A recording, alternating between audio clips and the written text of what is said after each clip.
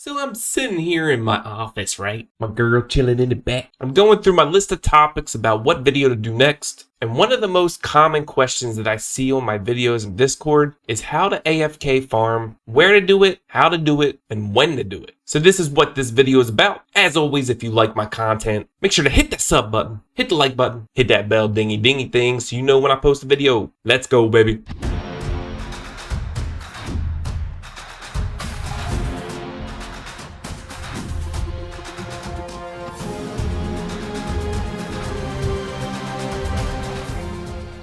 Now, if you really want to optimize on progression, it really depends on how much you play the game or have the game running for you. There's literally not a time where my game is not running. I'm not necessarily at the game all the time, but it's either running on my phone or on my PC. If you're trying to do it as fast as possible, then you always want to have a place where you can AFK farm. I'm going to talk about when to do it, where to do it, and how to do it. Now, if you can manually play the game, this is the time when you want to do all your dailies. That's going into arena, enhancing equipment, all the things to upgrade your heroes, all your guild requests, those things done manually first. It also depends on how far away you're going to be from the game, whether that's going to make a sandwich, going to take a poop, spending time with the wifey, whether that's 1 minute or like 15 or 20, that determines where you want to AFK farm. If it's a short period of time, then you want to go into your Cairos dungeons, do all your requests here. If it's just a couple minutes, do your next recharge, get the 3 dungeons done.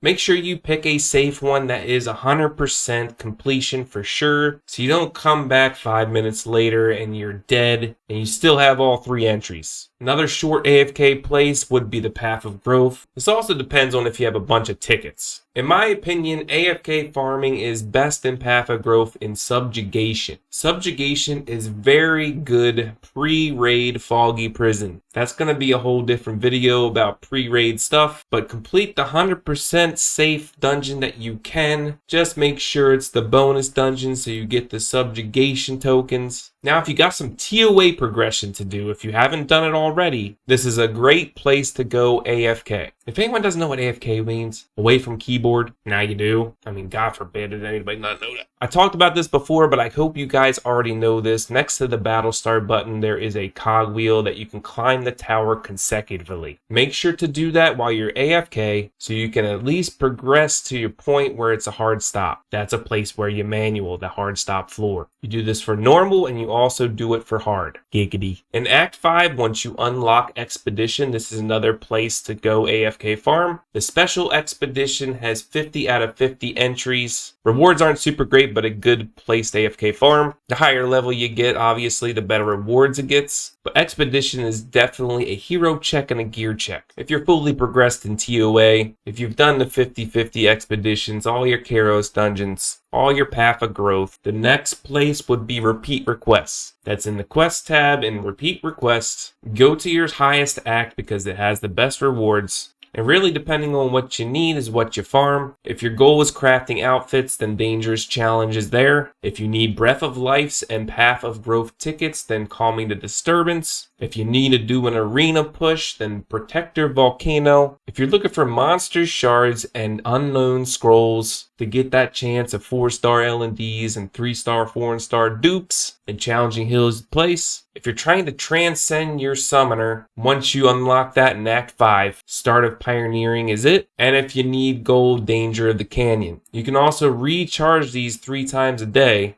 Honestly, I would only do 2 at the max if you're free to play. It's about 450 crystals. You do get 300 crystals for doing the repeat challenge. So even if you want to profit crystals, at least recharge it once. It's definitely worth it. But again, people ask me how. Just accept the quest, it'll automatically go there. Another place to AFK farm is a profession, and that's fishing. Just like Creature Book, which I'm going to talk about in a minute, the collection book can give you really good rewards just by fishing. Plus it'll help your profession, but each fish does have rewards in it to max out. You just click on the fish, you click the GPS blue box, and you can move to any place you want. Make sure you have enough bait in your inventory to be able to AFK fish for a long time. depending on how long you're gone. You minute man, you can let this run and it'll automatically pull the fish for you. I don't know if you actually lose fish more just by AFKing. Doesn't really say that anywhere, but some people really lean on the fact that they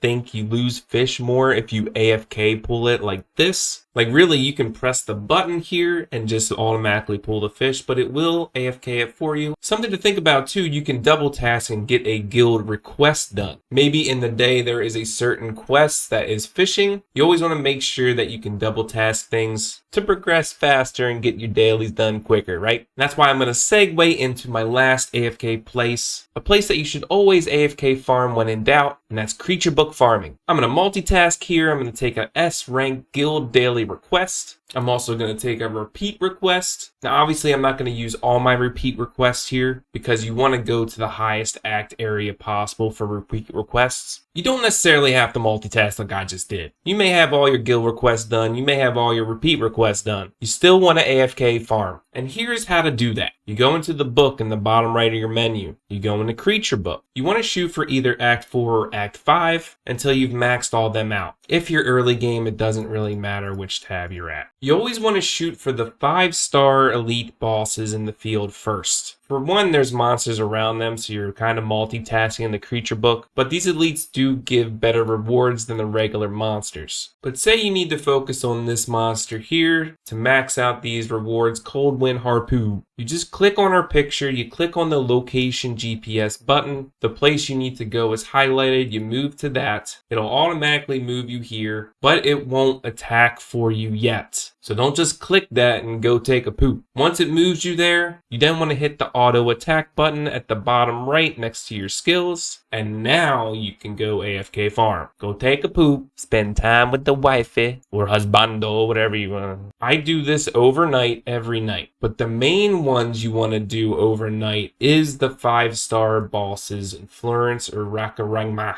And I'm going to talk about this in a future video, but even overnight, if you have these monsters maxed out, you still want to do these elites. Why? Because gold is a resource that gets burned very quickly. These elite monsters in the field drop 4-star purple runes, and at some point you're not going to need 4-star purple runes, so what you're going to want to do is sell them. How do I do that, you ask? At the top left in your map, there is a house. If you don't want to go back to Castling or whatever the case may be, you click on the house, it automatically teleports you to that area's base, which is Florence, where I was. You go to General Merchant, or any type of merchant that actually allows you to sell. You go ahead and go to sell, you click on the rune tab or anything else you want to sell, right? Now, depending on your progression, you could be easily farming 3-star, 4-star, 5-star runes, whatever you're at, early game, mid game, whatever. I don't need 4-star runes anymore because I can farm 5-star runes. So I click on all my 1, 2, 3, and 4-star runes. I hit apply, I select all, 22k, there we go, select all. Now my rune inventory is cleaned up, I have more space to farm, then I go back to whatever I need to be doing. Well, you might say, well, I need to disassemble too. There is a certain point in time when you get rune enhancement stone numbers like this. You can then start selling your runes until this number gets depleted. You're going to be AFK farming every single night, so you're going to get a bunch of runes to either disassemble or to sell. By the way, a team comp for AFK farming. Now, just a mental note, your summoner and your monsters do get a very little bit of experience just by AFK farming. I always suggest to bring one of your best healers, someone that you're leveling up that's not max level, and the third is just a fill. You can speed up the AFK farming by bringing a damage dealer. You can make it safer by bringing an extra support. It really just depends on what you want to do. That's it for today's video. I hope this clears up how to AFK farm, when and where to do it. If you like this video, hit the sub button, hit the like button, hit that bell dingy dingy thing.